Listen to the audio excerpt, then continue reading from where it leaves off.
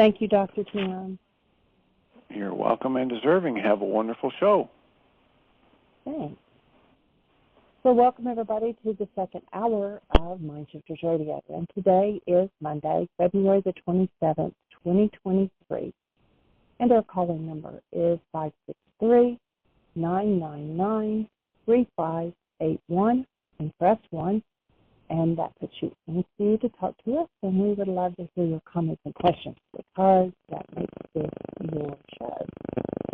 And while we're waiting for Michael to dial in, but earlier, he was actually in Kansas City, Missouri. His former wife, the mother of his children, CJ, some of you may know her, or Carol, she is in the process of passing. And so Michael flew up there yesterday to do a support with Michael J. and Jamie. Hopefully Chris is going to drive over from St. Louis.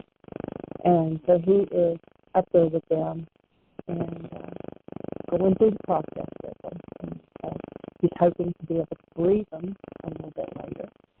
And I reminded him he's on a different time zone, so I said be sure to change your time on your phone that alerts you to dial in. So hopefully he will have done that. He's not dialed in yet. He's not on the system yet. So, but anyway, hold the space for all of them as they go through that process. And it looks like somebody tried to call me. Hold on just a second. He says he'll be here in 3 minutes. All right. We are still looking at Heartland for the summer, so you can go to the website, whyagain.org, and click on Schedule and Flyers or Heartland 2023. And as we update information, it will be out there. Right now, Michael's working with Terry trying to sum up some dates that Terry's coming early with his crew. They're going to put a roof on the building, internal support, and get some things done prior to doing a 16-day food fund forgiveness and work program. And then following that work program, if there's enough interest, then Michael will be doing a 9-day fly or 17-day teacher's training. I'm going to be staying here in Bristol, so I'm not going to be going to Heartland with him. So if you're interested, though, drop me a line at Jeannie, Jeanie, at whyagain.org. Or if you've got our phone numbers, you can call us. You can also go to the website and click on contact, and that gives you, a way to email us. It gives you our phone numbers. It gives you all kinds of information. You can look on the website. Besides looking at the schedules, we've put several things out there, new testimonials and several things. So go out and look around. If you find something that doesn't work, please let me know. The apps have been all updated, and they are all running online. So it had kind of messed up so that if you were trying to do the worksheet online, it wasn't filling in for you, but it is now doing that. So hopefully there's no other glitches. And let us know. Let us know what you think. If you got a question or a comment, press 1. And hopefully Michael will get in here in just a moment. And I was just looking to see, we had a couple of conversations going by email, but I'm not sure if Michael was going to address those online or not. So we'll just wait till he gets in. So if you're interested in doing the in-person intensive, the last 2 years we've done online, time that we will do in person. And if you're interested in that, please let us know. Volunteer. The Food Fund Forgiveness and Work, what it does is during the day there are work projects. There's time to go down to the lake and hiking and whatever else you might like to do besides the work project. In the evenings there are classes, just like during the regular intensive. Saturdays, breath work. And we are the way that we're looking at those dates is so that it's even weeks. Like sometimes when we're running intensives back to back, one might start on a Monday or a Tuesday or something like that. Anyway, so we were trying to set them up so that if you came in on Saturday, you leave on Sunday and only have to take even number of days or weeks off of work if you work. If you're retired, then just join us for however long. When I took Michael to Kansas City, was out of Asheville, North Carolina, and we hadn't been in Asheville in a while. And while we were there, we were thinking of a gentleman who has helped us a lot in the past years. His name's Richard. And so we tried to contact him because, I said, oh, he'd be fabulous to have there during Food Fund Forgiveness because he could fix anything just about. And we found out that he passed last year from cancer. So that was kind of a surprise. But anyway, and Michael has just joined us, so I'm going to say welcome, Michael. Thank you, dear heart. Yeah, I had talked to Richard about a year ago, and he didn't say anything about being sick or anything going on. His wife had passed away about 2 years previously, and so it was a bit of a shock. One of the things I used to be able to do with pretty much everybody, all the time, but the audience has grown so global and so dispersed that sometimes it's hard to keep up with people. We send Richard a blessing, and Miriam, his wife, as you move on to the next journey of your eternal life. And yes, I'm here in Kansas City, getting lots of baby snuggle time, which is really nice. Kaylee Jo is about 6 months now, so she's in this big returning smiles phase and grinning and laughing and grabbing things. She has extra long toes. She can actually grab your finger with her toes, like a baby grabs your finger with her hand. So she's really pretty sweet, pretty awesome. And it's really good to be here for Uncle Jay and for Jamie and for CJ, for those who know CJ, my former wife. She's about 10 years ago had a kidney transplant, and that kidney failed. I guess it's going on probably about 2 years ago now. She's been on dialysis, and she's been getting progressively weaker. And I guess it's been, 4 days now since her last dialysis treatment, so she's missed 2 dialysis treatments because she's just not strong enough to handle it. I guess it's a fair strain on the body. So it looks like probably, they say that the limit for someone with kidney failure for being able to stay in their bodies is about 2 weeks. And so she's heading up to day 5 or day 6 now. Jill was just went and spent a couple hours with her yesterday. She's a kind of fuzzy of mind, and she actually, in the care facility that she's in, so they had her in a wheelchair, and she wasn't capable of getting up, but she tried and ended up face planting on a table and banging her head, getting a concussion. So she's been having quite a time of it. So if everybody would just send CJ a little nudge of extra love and support as she gets ready to drop her body and move on to the next phase of her eternal life. And of course, the invitation in this work is to consider, conceived, death was born and bred in you, because that's what our family system has been doing for a long, long time. But we're challenging the belief that death is required. To go back to the ancient teachings, you'll notice there's a point in there where they say, with man, death began. We made the process up. We engaged in energetic patterns that didn't support life. Life, what is life? Life is love flowing through a cell. And we've done things to interfere with that flow. And by interfering with life, we created a circumstance where the cell ends up becoming biologically deformed because of the energetic patterns that assault it and are integrated into our genes as energy patterns that degrade the body's ability to regenerate our cells. So recognizing that, and then recognizing that we have this awesome teacher from some 2,000 years ago And I just had a little baby come in here. Michael J. just brought Kaylee Jo in. She's resting.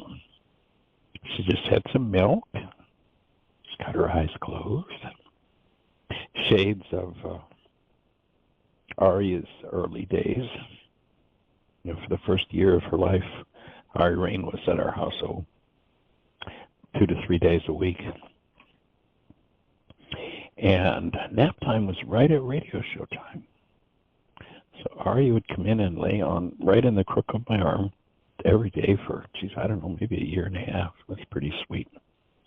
So I'm getting to have some of that sweetness right now as Kelly Jo is laying here. And she gets to listen to these ideas.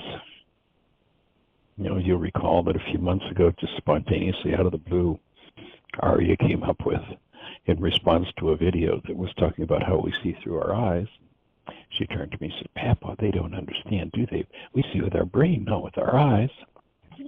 So it would have been sweet to have been exposed to these truths at the tender age of just a few months. In any event, hi, sweetheart. How are you, awesome girl? And she's lifting her little head and just looking at me. Hey, sweetie. You can go ahead and close your eyes. Yeah, there you go.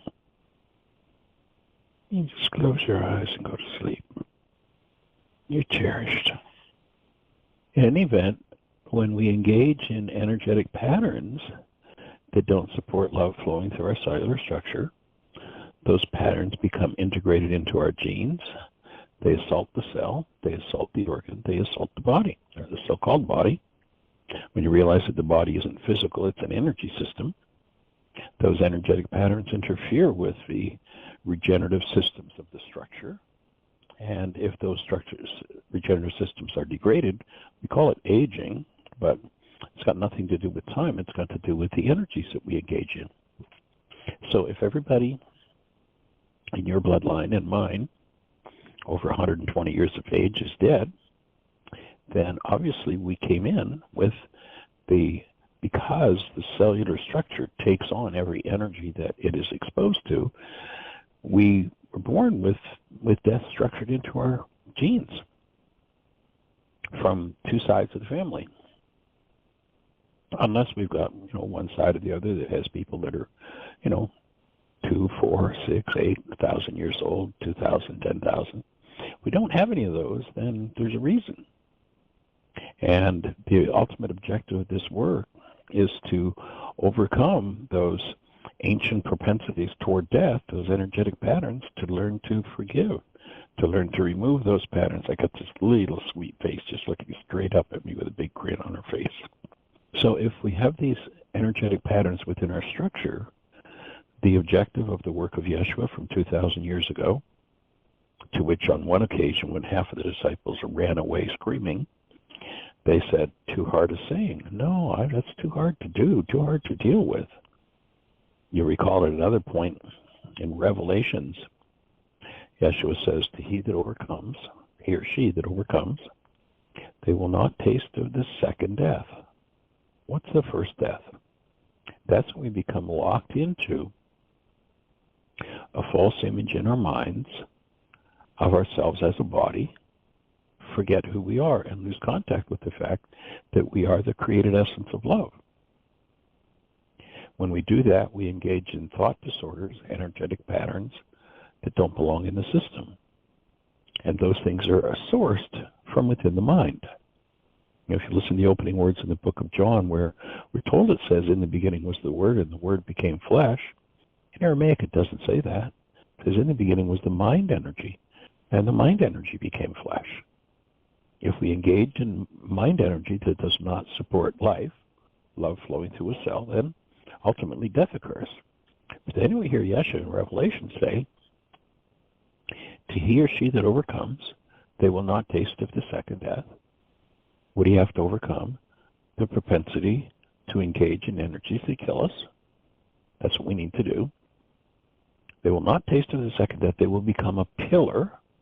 And what is a pillar? Whenever I repeat that piece from Revelations, I think of these old southern mansions with these huge pillars in front of them. Those pillars aren't going anywhere. So he uses that as the example. Will become a pillar in the temple. What is the temple but your body mind unit? It's the temple of my God.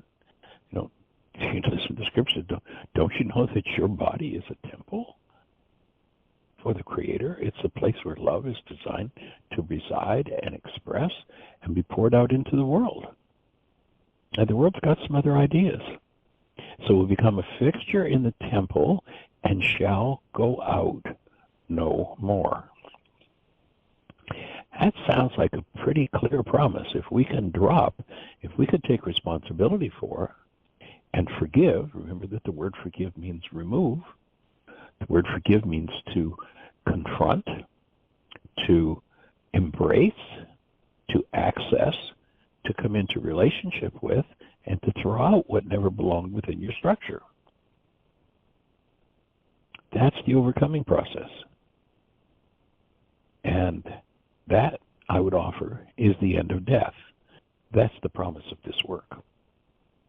So that's what we're working toward, and literally disease by disease by disease. And there is only one disease.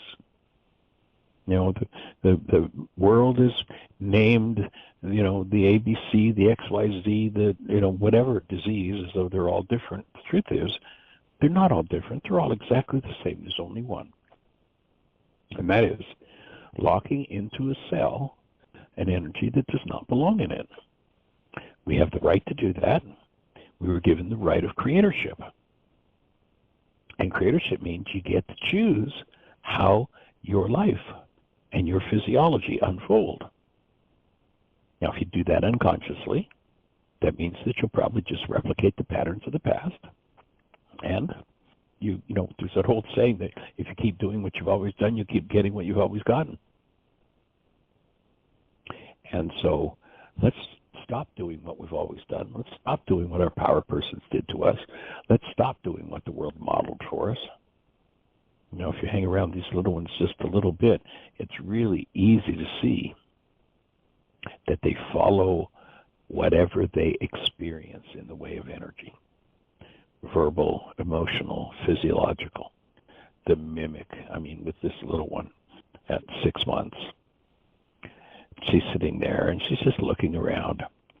But if you get her eye contact and you smile, she just comes back with the biggest grin. And so we mimic those around us.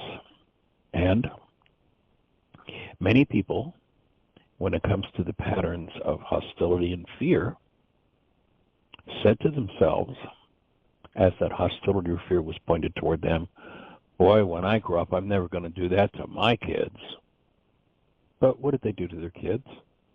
If they did not have the tool of forgiveness, because those energetic patterns were integrated into their structures, then they're going to play them out. It isn't a matter of choice. And the key, you know, if you remember from the Power Person Penance to Interdependence workshop, a power person is someone who had more power over your life than you did at some point, was not functioning as love, and you perceived it as survival. When those three conditions occur, the child, and it's usually between a parent and the child, though not always, but when those three conditions occur, the child's energy field opens at depth, opens wide open, and becomes just like a huge sponge and just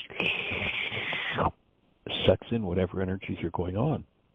And if the power person is pointing, let's say, rage at a child, then the child literally takes on, absorbs all of that energy at depth. And, of course, as the child grows, 8, 9, I'll never do this to my kids, 10, 11, 12, 15, boy, I'll never talk to my kids that way. I'll never do those kinds of behaviors. 25, 30, if they've done no inner work, then when under high stress conditions, and you'll notice that if your stress is at a low level, you just naturally, this is the number one power person behavior. You do whatever you did to get along with your power person. That's just how it works. No stress, everything's rocking, everything's fine. Second level of behavior, if stress starts to build for that individual, and it doesn't matter if it's 80 years later, if stress starts to build, then the automatic decision system kicks in. It moves out of doing whatever you did to get along with your power person into doing whatever you did to resist and survive with your power person. And then when one becomes ultra stressed, that highest level of stress kicks in, then one, again, the automatic decision system kicks them into doing whatever their power person did to them that they hated the most. You know, we see this a lot of times with alcoholics. How many times have you heard the alcoholic in great remorse for what they did last night, saying, I'm never going to do that again? And they mean it. I mean, you can tell they're really sincere. But they don't have a choice. If they don't go in and delete, if they don't go in and forgive, if they don't go in and remove those energetic dynamics, the next time the stress is up and the chips are down, they're going to do exactly the same thing. If you've ever noticed yourself doing behaviors against your own will and choice, against what you said you would ever do again, there's a reason. Because it's been pounded in generationally, power person dynamic. That's what led, when they were talking about forgiving these kinds of dynamics from within our structure, when, I think it was Peter who turned to Yeshua, he says, how many times do I have to forgive my brother? Is 7 enough? In essence, he's saying is, how many of these darn worksheets do we have to do? Is 7 enough? And we're told by the Greeks that he said, Yeshua's response was no, 77 times 7. But in Aramaic, the response was 77 times 70. How many times will I have to forgive as to my brother to be freed of that power person dynamic that perhaps has been going on in my bloodline for 100 generations? And 77 times 7 is not a literal number, but 0 is infinity. 7 is a number of completion. How much work will you do around any given power person energy within yourself? You'll do an infinite amount of work until you're complete with that dynamic. And then your genes, your bloodline will be freed of it. And if you look into the generational dynamics, remember they said very clearly, look to the lives of the fathers, for ours are but a shadow of theirs upon the earth. Now, I don't think they were being sexist. I don't think they meant just men.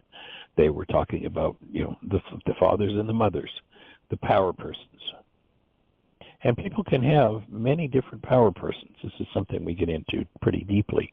In fact, we've got a 12-page worksheet for dealing with power person dynamics. So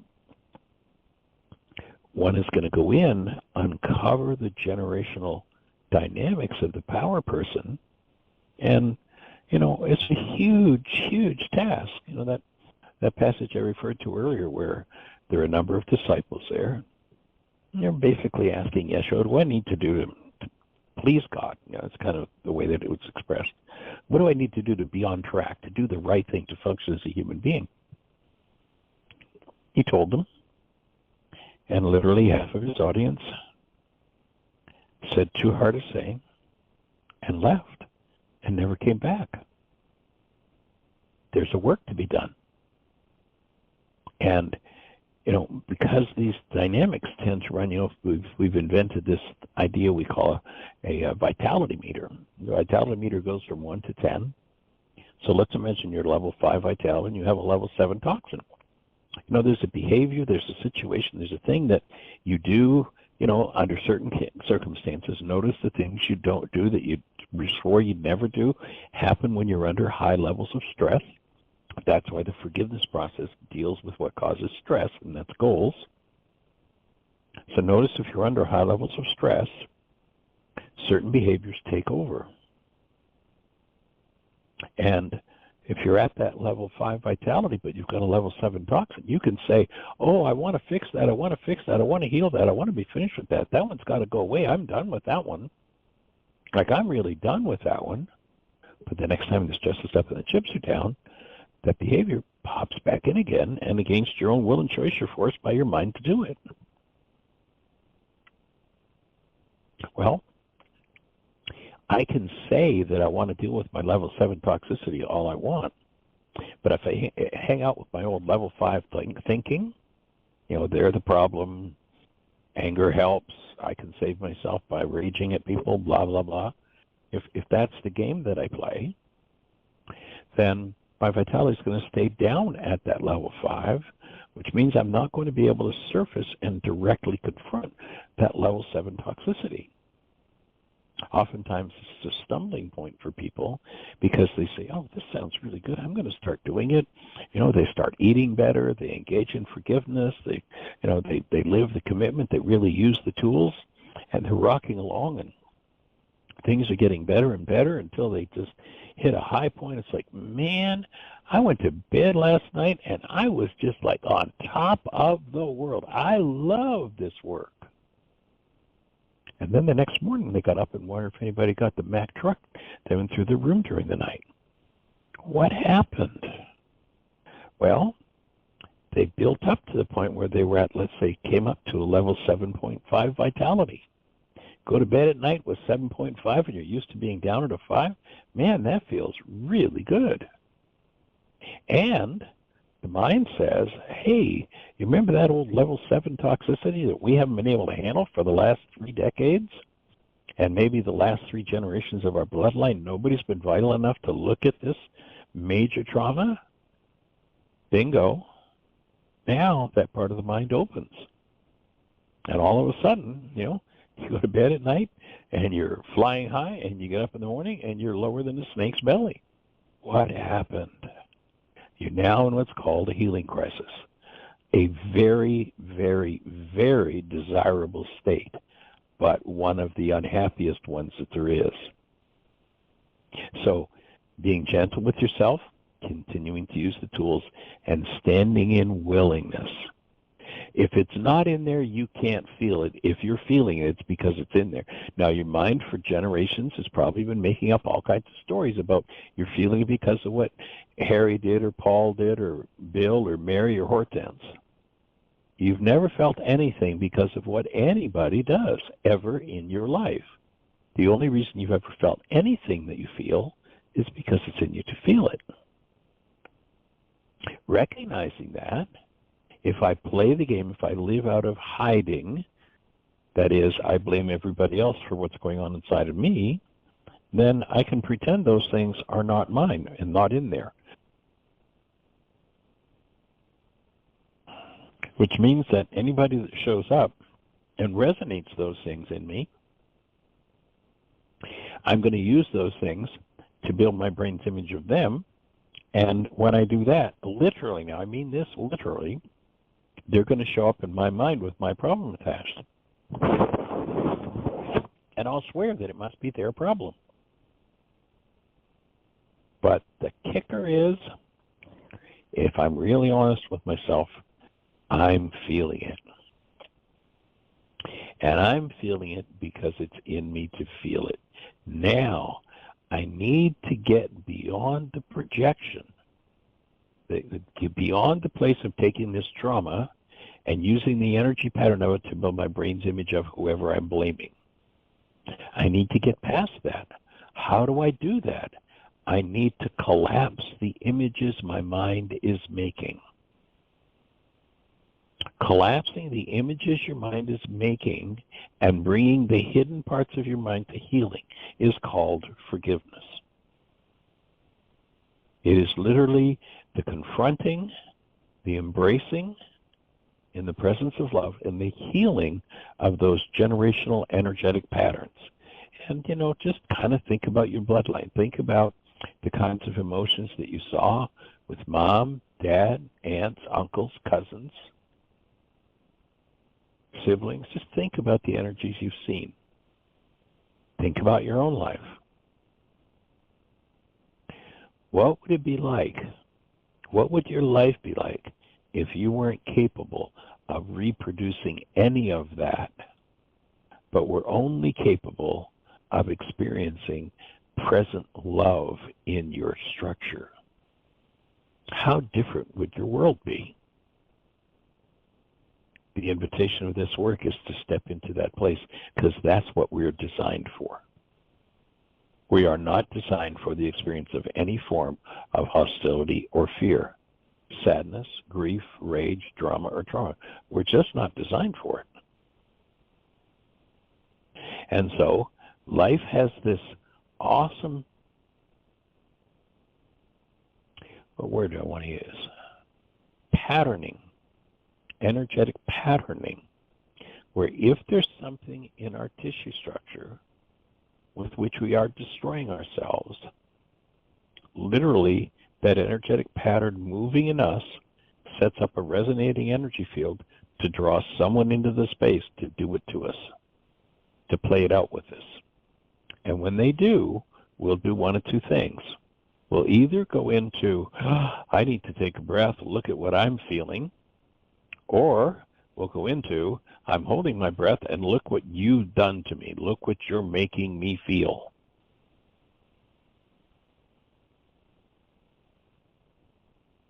If you are the early adopter, if your family system, and just, I look back at my generations, and there's nobody that I can fathom in my, that I can ferret out, that I can tap into, that rose above the momentary hostilities and fears of the day. There's nobody that I know of.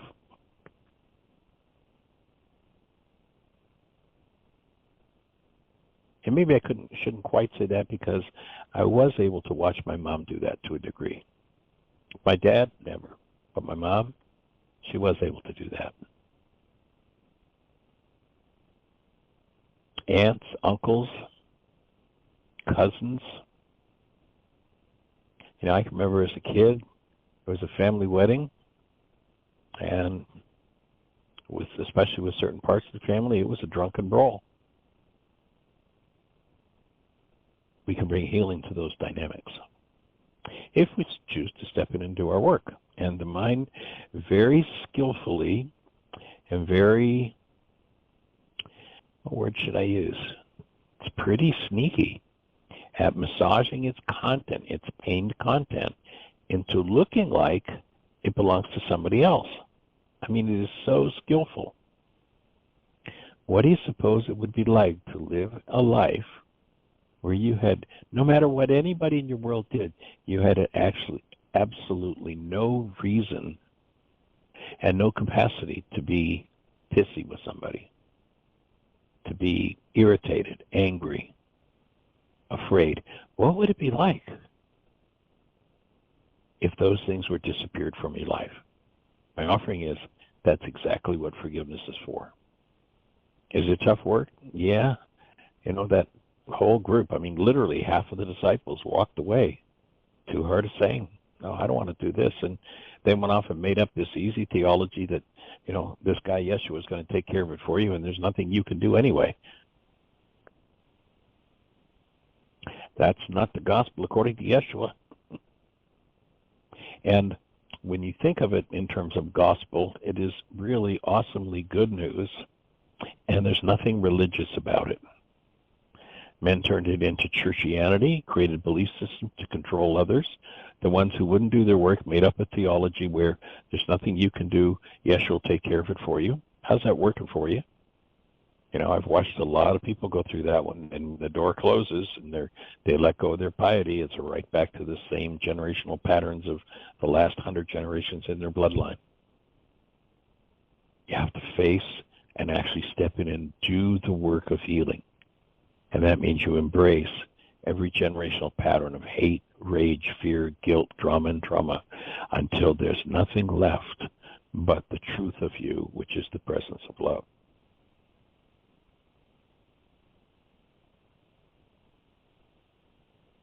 And I just happen to be laying here with this little bundle that's, let's see, I don't know, she's maybe 12 pounds now, with her eyes closed and her little lips pursed, just breathing away right here on my chest. So it's really easy to tap into the presence of love in this situation.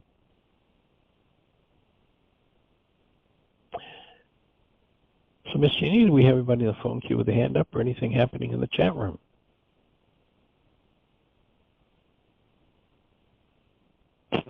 It is real quiet. There is no questions in the chat room. Nobody has a hand up.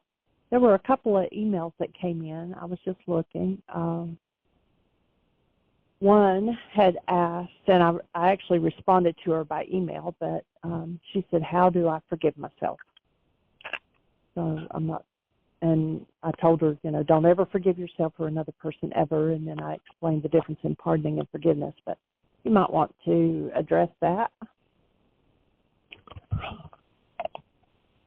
Well, you just said it all in one simple sentence. Never forgive anybody, but forgive continuously. And we've got to change the definition of the word. If you go back, Vladimir Lenin, who's probably responsible for more deaths on planers than any human being in history, said the way to destroy a culture is to change the meaning of its words. If you've got a culture based in love and you can change the meaning of the words, you can turn forgiveness into pardoning, you can turn love into sexual athletics, then the truth of who we are as love is taken from us. We use that word to describe something that's got nothing to do with love. And so, forgiveness is not pardoning. Forgiveness is not the Greek act of letting others off the hook because some sort of pain or trauma is moving in you. Pardon people, if you will. That's great. Wonderful thing to let people off the hook. And then recognizing that if around their behavior you're in pain, that their behavior has resonated something that's in you. It has not caused it to be in you, but has resonated something that's in you, and that something needs to be forgiven. And that word forgiveness being removed. No, not letting somebody off the hook, not that idea. If Yeshua sat in most circles today that were presenting what they purport to be his work, he'd say, that's all Greek to me. Because his Greek idea of forgiveness is letting people off the hook. And, the whole word, Nene has translated much of her work into Spanish. And in Spanish, literally the word that they use to offer this idea of forgiveness is pardon. And so much has been dialed down. So yes, forgive continuously. Whenever anything less than love moves in you, apply forgiveness and remove that energy from your structure, ultimately from your genes and from your bloodline. And then, if somebody does something untoward, deserves your wrath, or you think deserves your wrath, then you may choose to let them off the hook. And you may say, but what they did really was so terrible that they really do deserve my wrath. And, I might join you. I'd say, yeah, I was watching. That was really terrible. They deserve your wrath. But that's not the right question. Seeing as how you get the original and they get the carbon copy, the question you need to ask yourself is, do you deserve what you're about to do to them? If you don't deserve it, then you better not do it, because energetically you get the original, they get the carbon copy. So when I take responsibility, when I see that my mind holds unresolved trauma, and again, for many this is too hard a saying, when my mind holds unresolved trauma, I develop the skill, I develop the muscle of being able to go to that part of me and remove what never belonged. So again, forgiveness, being removal, nothing to do with pardoning.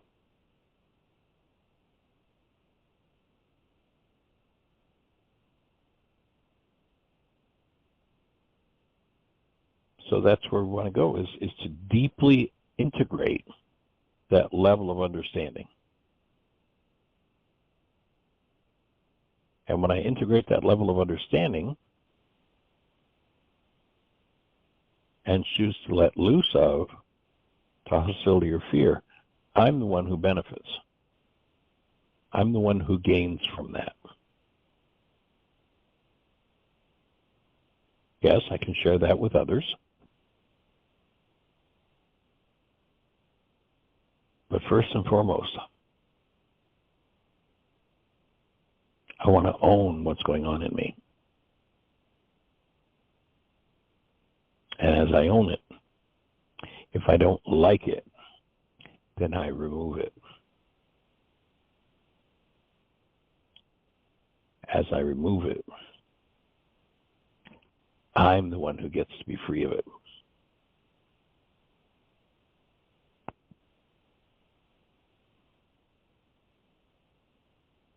So breathing deeply. The title of this work is Why Is This Happening to Me Again? And as I realize,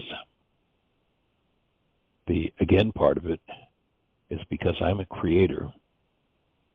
And if I don't like it, I need to take responsibility for and remove those patterns that never belonged.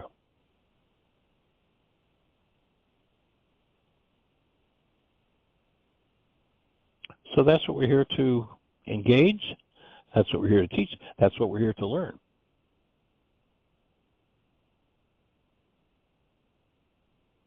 And once we realize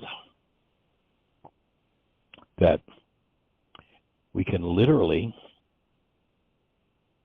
tap into this presence of love and connect with others in that same space,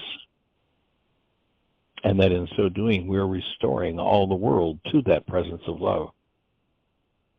Remember that word sin, an archery term in Aramaic. It's an individual perception. And when we point our finger at someone else, accusing them of sin, and we're in a state of, rage or fear,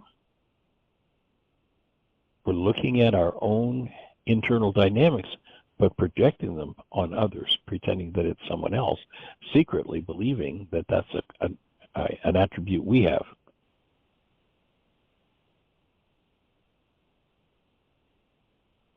So when you undo the effects of your errors, then you become more available to that power within you that teaches the truth. And as you remove those energetic dynamics that never belonged, there is no reason nor requirement for any of that energy that's off the mark. When we construct our brain's image of ourselves out of one set of internal dynamics, innocent and perfect, and we belong to the one world religion of blame, and so every dynamic that's off the mark we use to build our brain's image of others, we believe that others are different from us. Difference, though it seems real, is only a product of what's going on in the mind. And it's never justified.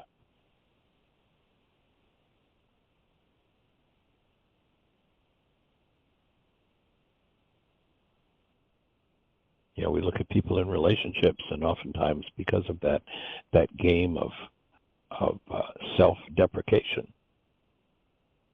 the relationship's about what they can take from the other. And then, of course, turn and move on. Relating to others as bodies, not beings.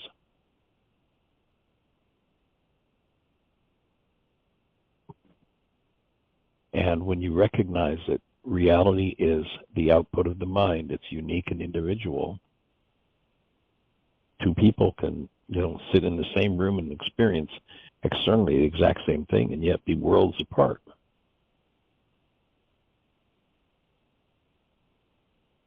as you do your work and get rid of the judgments of self,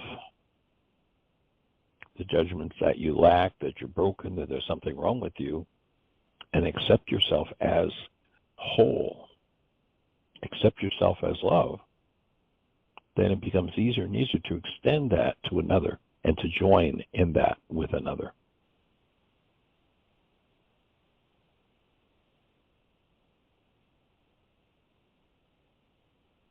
So in one case, there's a reason to take because there's difference, and somebody's got something that I think I don't have.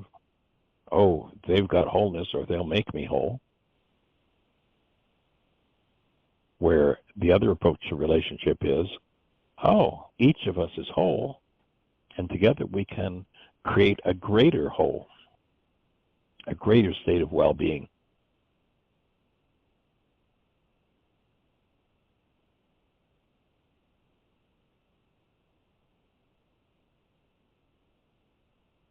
So that's what we're here to understand, put to work.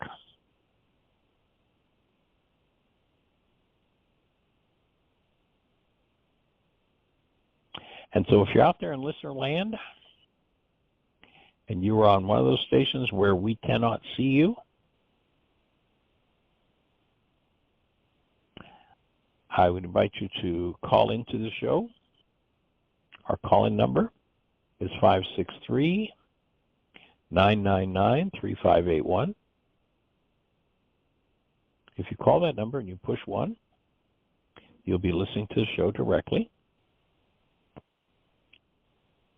You have 2 hands up.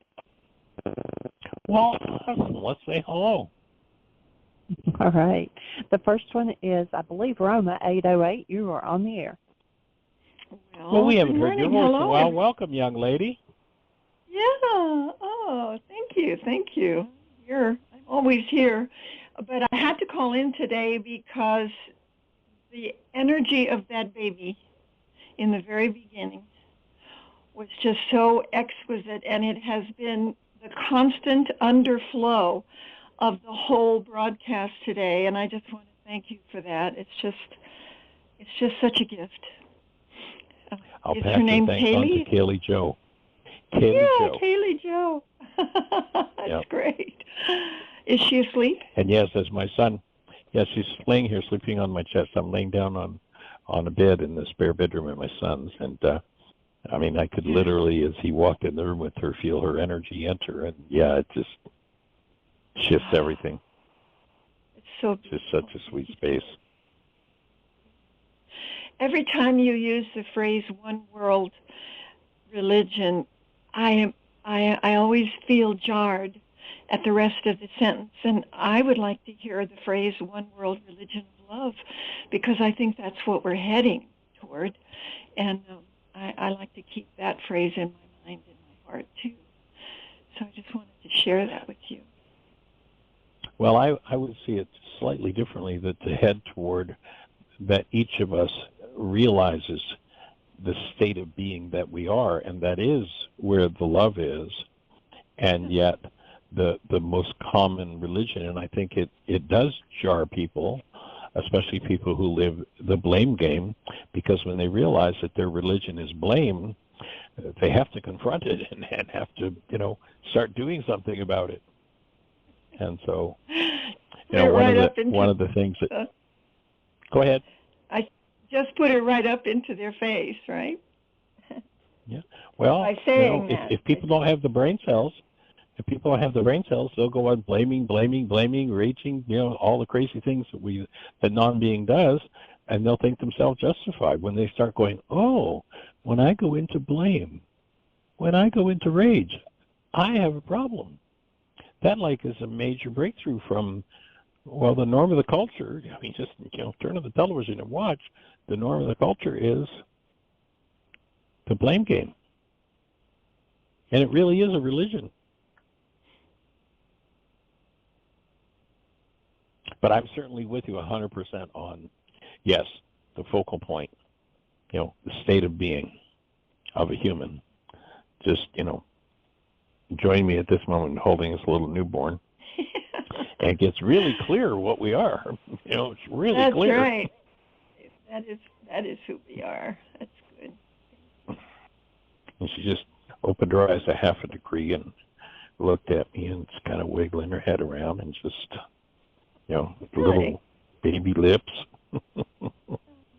Haley. Pretty awesome. Haley. Hi, Haley. Maybe she's aware that I'm aware of her, that we are all aware of her, that she's making a difference by just being in the presence of love. So sweet. For sure. Okie doke, I'll get off and let's hear what the other caller wants to say. All right, you have a blessed one. Thanks for calling. Good to hear your voice. Thank you. Take care. Okay. Happy times in Maui. The next All caller right, Miss is Jeannie. Paula, 843. You're on the air. Hey, Michael. Well, welcome, young lady. Hey. Is it true that love brings up two things? Is it true that love brings up everything unlike itself, like Absolutely. darkness Yes. and all the inner stuff? You're like was not even aware that was there, and then I think I have a misperception that I've had for years about the Course in Miracles, because I understood it to say that, okay, I understand it's all this stuff. To me, sometimes all this spiritual bullshit BS just causes me more torment and trying to figure it out. And my understanding was that we exist physically because we separated ourselves from God, but it's an illusion that we separated ourselves from God. So trying to wrap my head around that, is that the understanding of the Course in Miracles, or am I misunderstanding that? Well, my input would be that's a half-truth. That's halfway there, but that would leave one in confusion if they held that pattern of thought. So here would be my It's leaving me in torment. Right. Well, you remember when I talked earlier about the vitality meter. If I'm at a level 5 vitality, I can keep all my level 6 trauma and my level 7 trauma hidden from myself. But as I tap into the truth, as I connect with deeper levels of love, I'm more vitalized, and in that more vitalized state, I'm going to surface things that yesterday I was able to hide from myself. So yes, a more powerful presence of love will progressively bring up that which is unlike itself for healing. Absolutely. That's the healing crisis. That's the part that nobody wants to do. Everybody wants to go there and function as love, but nobody wants to face the generational patterns of hate and rage and guilt and grief and blame and trauma that have people forgetting that they are love and leave people in those disease states.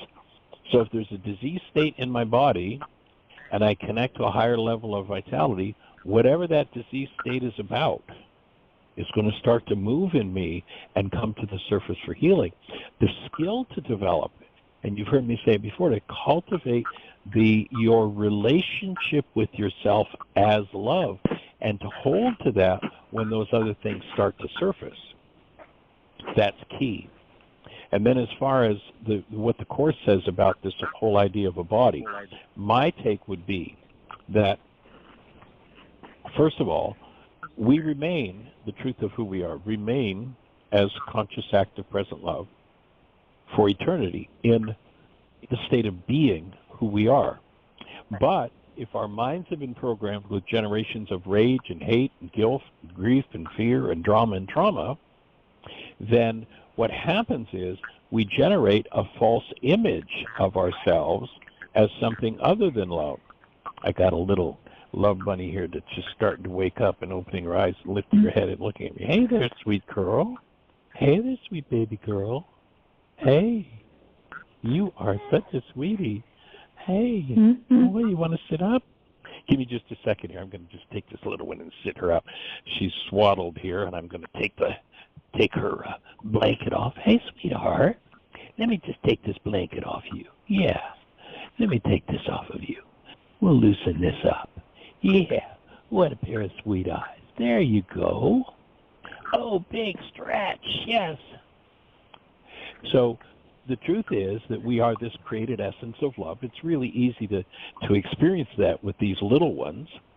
But as we grow, we have the power person dynamics of, the generational sadness and guilt and grief and rage and fear and punishment.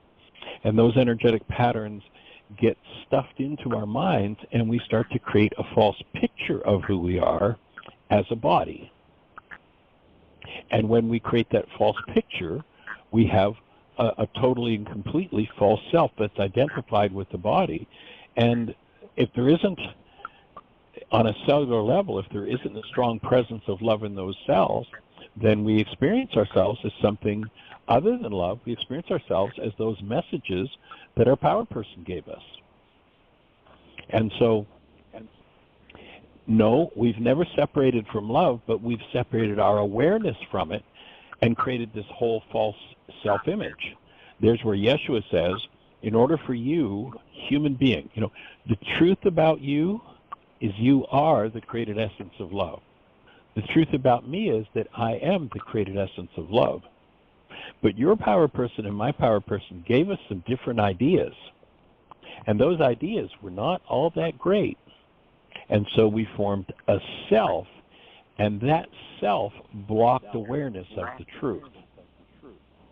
So the objective of the forgiveness process is to dismantle or to dissolve that false self.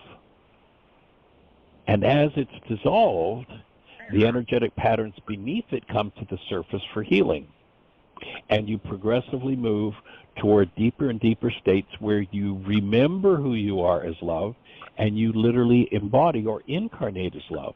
And that means there's a healing process to go through, and the healing process is not Dr. Feelgood, because we get to face the patterns of behavior, the patterns of thought, the thought disorders of 1,000 generations of our bloodline. And so it's the healing process that is unpleasant. And each time you engage in collapsing a false image of self, you get to have a little deeper experience of yourself as love.